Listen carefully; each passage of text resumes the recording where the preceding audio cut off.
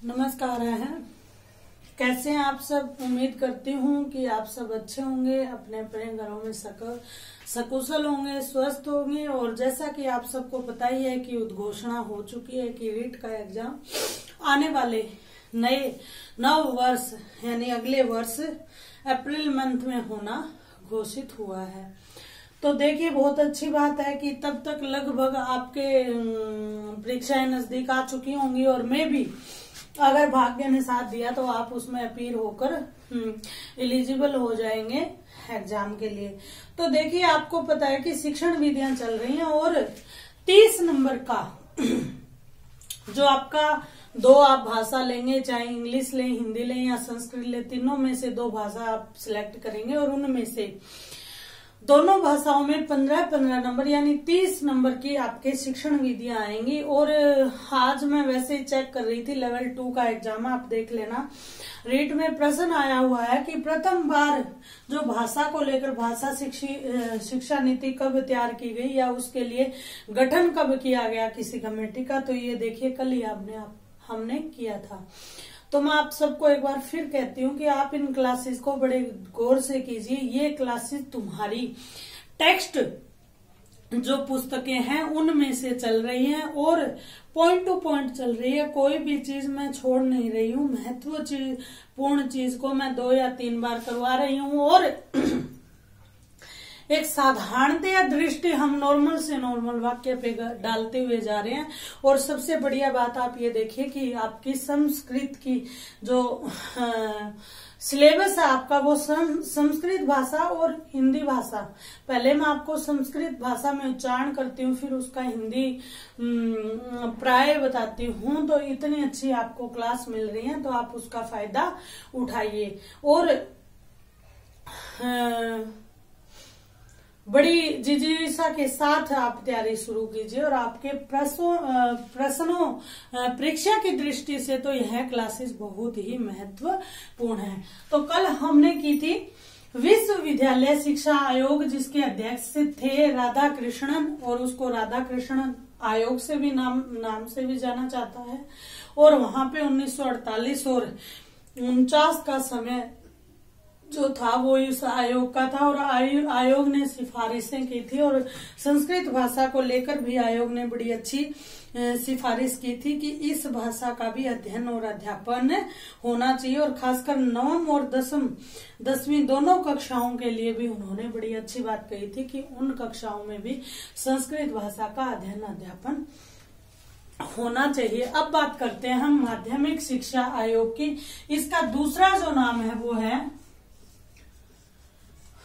मुदालियर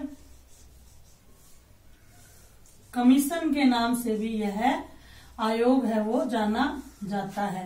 मुदालियर आयोग या फिर माध्यमिक शिक्षा आयोग के नाम से यह जाना जाता है। और इसका जो समय था वो समय 1952 to 53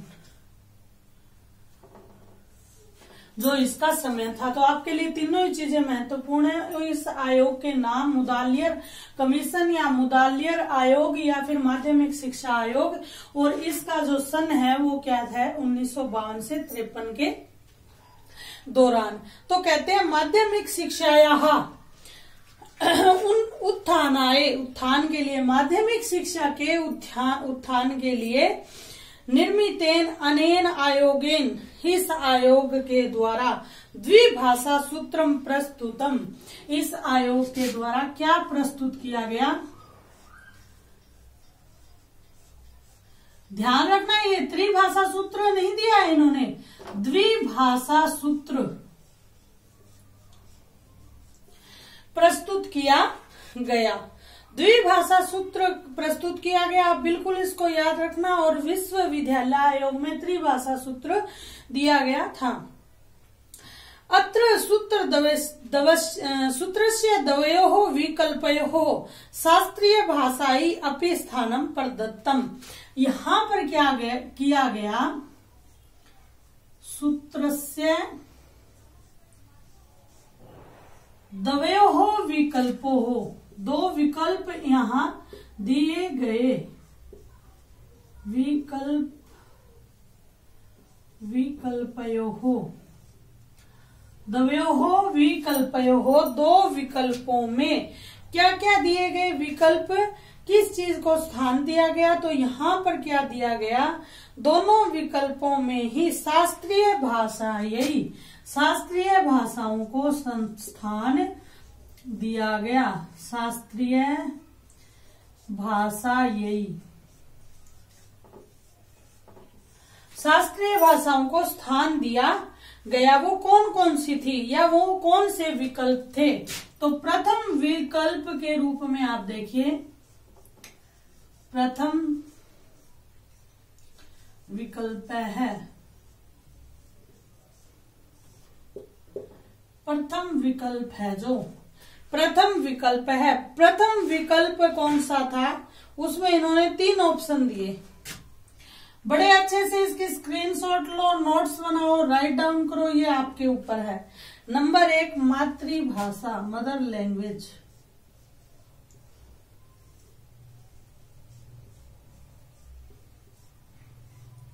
मातृभाषा, मदर लैंग्वेज। नंबर 2 क्षेत्रीय भाषा,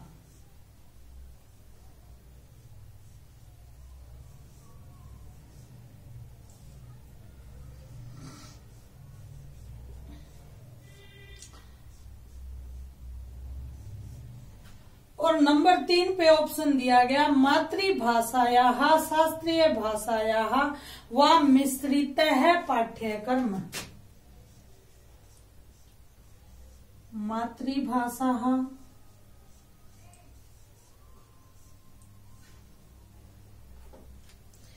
शास्त्रीय भाषाया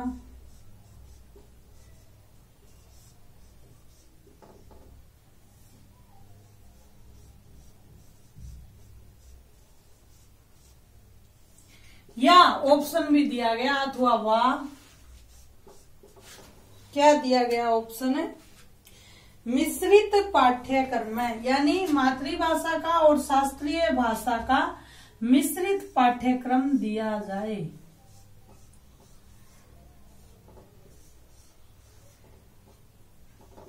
मिश्रित है पाठ्यक्रम,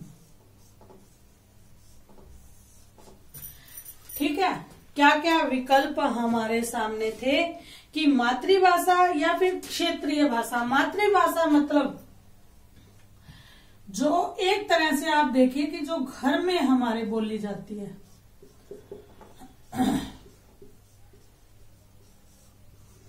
घर में बोली जाने वाली, अपनी माँ द्वारा बोली जाने वाली, अपने परिवार द्वारा बोली जाने वाली, अथवा क्षेत्रीय भाषा। क्षेत्रीय भाषा और मातृभाषा दोनों अलग अलग कंसेप्ट हैं। क्षेत्रीय भाषा होती है पूरे क्षेत्र से संबंधित, जैसे शेखावाटी क्षेत्र हो गया, वागड़ प्रदेश हो गया, इस तरह से उन क्षेत्रों की जो भाषा है वह। या फिर शास्त्रीय भाषा शास्त्रों द्वारा निर्दिष्ट, तो एक तरह से शास्त्रीय भाषा को यहाँ हम संस्कृत भाषा से ही उसका परिचय मानते हैं। तो इन्होंने क्या कहा, या एक मातृभाषा हो सकती है या थोड़ा उससे बड़े तौर पे क्षेत्रीय भाषा, जैसे हमारे क्षेत्र में लगभग क्या है, या तो हमारी मातृभाषा होगी राजस्थानी बागड़ी जैसे हम बोलते हैं, या फिर क्षेत्र भाषा के रूप में यहाँ पर हम बहुतायत रूप में हिंदी भी बोली जाती है। या फिर इन्होंने क्या कहा, मातृभाषा और शास्त्रीय भाषा का मिश्रण आप दे दो, ठीक है। इतना क्लियर हो गया, इसका स्क्रीनशॉट ले लो अगर आप ले सकते हो। तो ये एक विकल्प था, 2 विकल्प दिए ना, मुदालियर कमीशन ने सूत्र द्वयोः विकल्पयोः दिए, 2 विकल्प दिए, तो प्रथम विकल्प आपके सामने था। अब हम देखते हैं दूसरा विकल्प उन्होंने क्या दिया। द्विभाषा सूत्र दिया उन्होंने, अच्छी तरह याद रखना। तो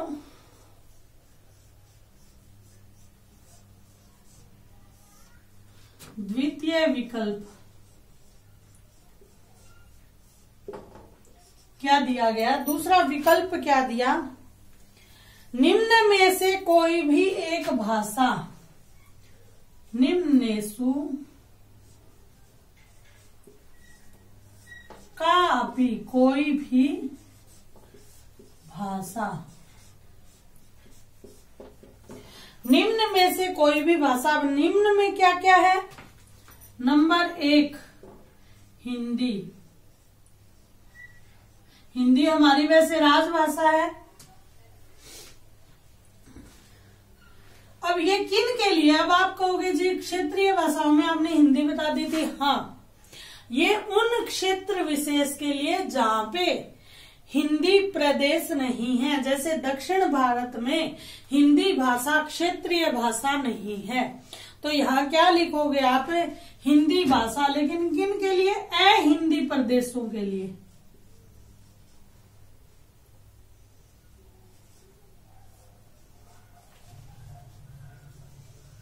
क्योंकि भारत तो आपको पता है विभिन्नताओं वाला देश है ना। धर्म की विभिन्नता, बोली की विभिन्नता, रहन सहन की विभिन्नता, पहनावे की विभिन्नता, तो ये अहिंदी प्रदेशों के लिए था। अहिंदी प्रदेश आए। नंबर 2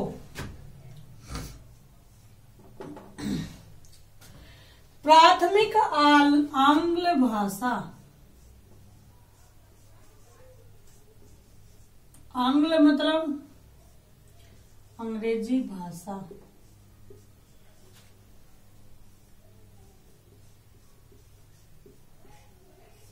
ठीक है, आंग्ल भाषा, अंग्रेजी भाषा।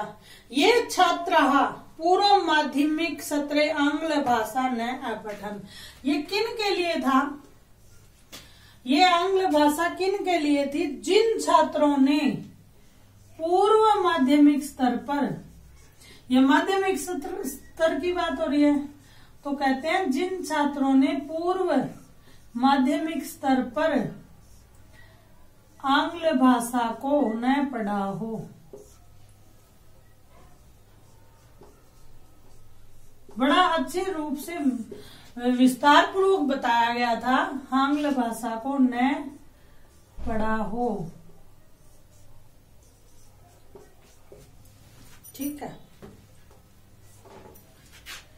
ये छात्राः पूर्व माध्यमिक स्त्रे आंग्ल भाषा न अपठन नहीं, जिन्होंने पढ़ा। और नंबर 3 उच्च आंग्ल भाषा। ये क्या? प्राथमिक आंग्ल भाषा से मतलब यहाँ क्या है? नॉर्मल, सामान्यतः जो अंग्रेजी भाषा का परिचय हो। और यहाँ पे उन्होंने क्या दे दिया? उच्च आंग्ल भाषा, यानी हाई लेवल की, यानी इंग्लिश का लिटरेचर भी शामिल जहां कर लिया जाए। अब ये किसके लिए थी? ये छात्राः पूर्व माध्यमिक स्त्रे आंग्ल भाषा अपठन, जिन्होंने पूर्व माध्यमिक स्तर पर भाषा को पढ़ा हो।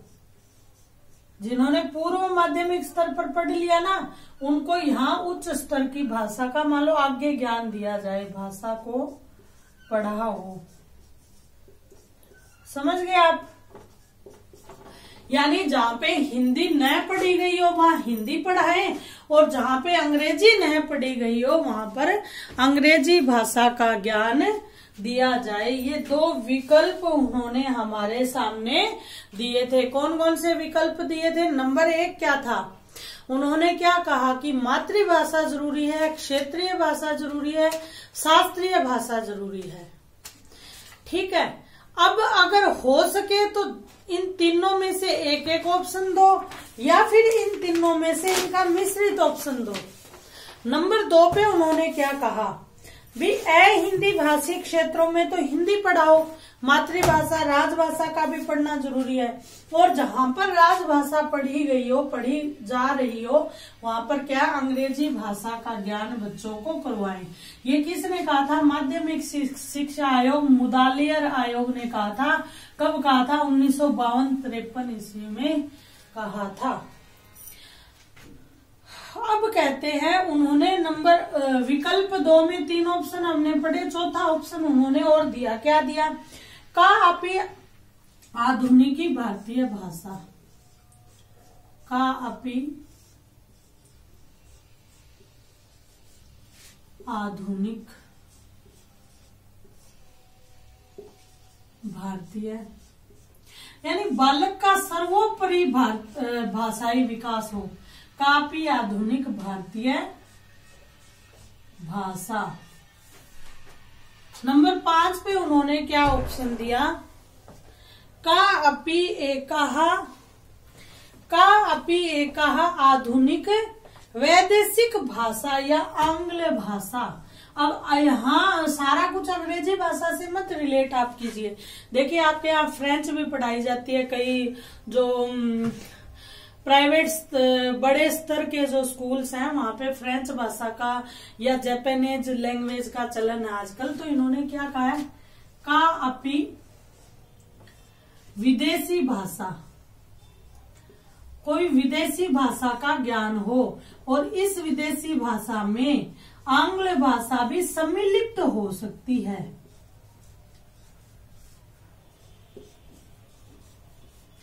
ठीक है, अंग्रेजी भाषा भी शामिल हो सकती। अच्छा, आंग्ल भाषा विहाय, ओए अच्छा, तो ये क्या है, आंग्ल भाषा विहाय, छोड़कर आंग्ल भाषा को, कि यदि आपने वहां पे आंग्ल भाषा पढ़ा दी है तो यहाँ पे अंग्रेजी भाषा को छोड़कर अन्य किसी विदेशी भाषा का अध्ययन अध्यापन करवाएं। नंबर 6 पे का अपि, कोई भी, का अपि एकः, कोई भी एक भारतीय भाषा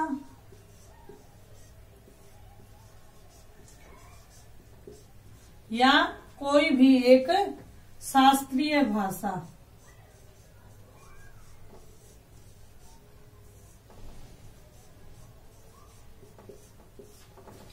ठीक है, तो ये 6 ऑप्शन उन्होंने दिए थे। क्या लिखा हुआ, उपर्युक्त विकल्पाभ्याम स्पष्टम अस्ति यत् मुदालियर आयोगेन मातृभाषायाः अक्षेत्रीय भाषायाश्च मिश्रित पाठ्यक्रमे संस्कृताय स्थानम प्रदत्तम। अब इन्होंने निष्कर्ष रूप में क्या कह दिया कि संस्कृत भाषा को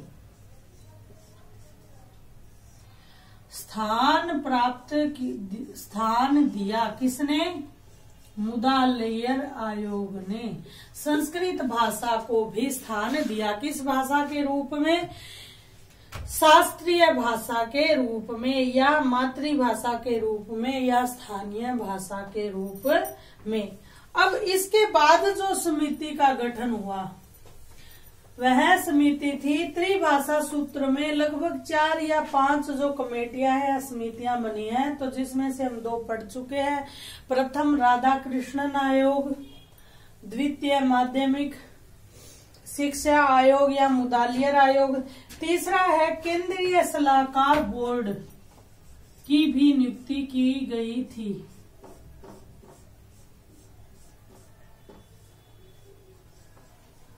केंद्रीय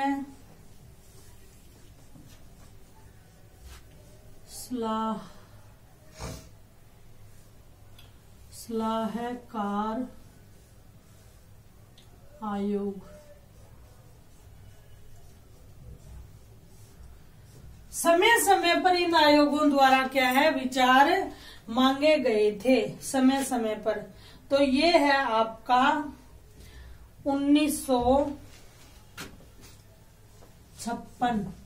बाकी एक बार ये संस्कृत भाषा में लिखे हुए अंक है तो मैं इसको टैली कर लूंगी, वैसे 1956 है लगभग। ठीक है, तो यह क्या था, केंद्रीय सलाहकार बोर्ड था। अनेन मंडलेन द्वयोः रूपयोः त्रिभाषा सूत्रम प्रस्तुतम। इस मंडल ने क्या किया, त्रिभाषा सूत्र को दिया। लेकिन कितने रूपों में त्रिभाषा सूत्र दिया, कितने रूपों में, द्वयोः रूपयोः।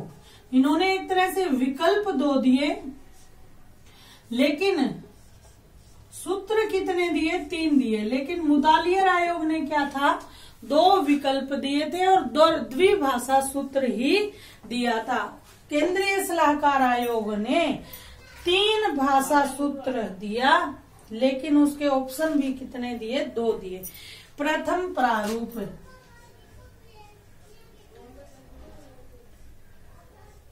प्रथम प्रारूप जो किसके द्वारा दिया गया, केंद्रीय सलाहकार समिति के द्वारा दिया गया। तो कहा नंबर 1 आप क्या पढ़ा सकते हैं, मातृभाषा।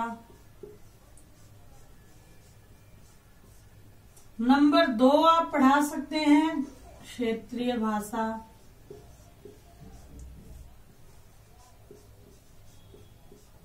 और नंबर 3 आप क्या पढ़ा सकते हैं, मातृभाषा क्षेत्र भाषा, यानी इन दोनों का मिश्रित रूप।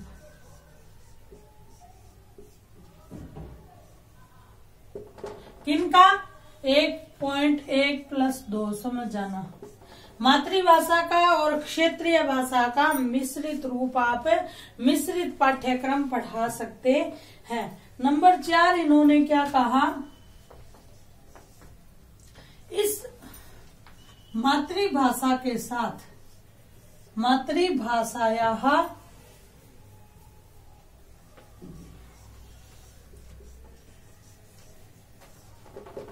ठीक है, मातृभाषा है, मातृभाषा का और सांस्कृतिक भाषायाः प्लस क्या हुआ, सांस्कृतिक, संस्कृत नहीं कहा इन्होंने, सांस्कृतिक, लेकिन एक तरह से हमारी जो संस्कृति की भाषा है इनडायरेक्टली वो क्या है, संस्कृत ही है। मातृभाषा या संस्कृत भाषायाः मिश्रित पाठ्यक्रम। ध्यान देना एक एक पॉइंट पे।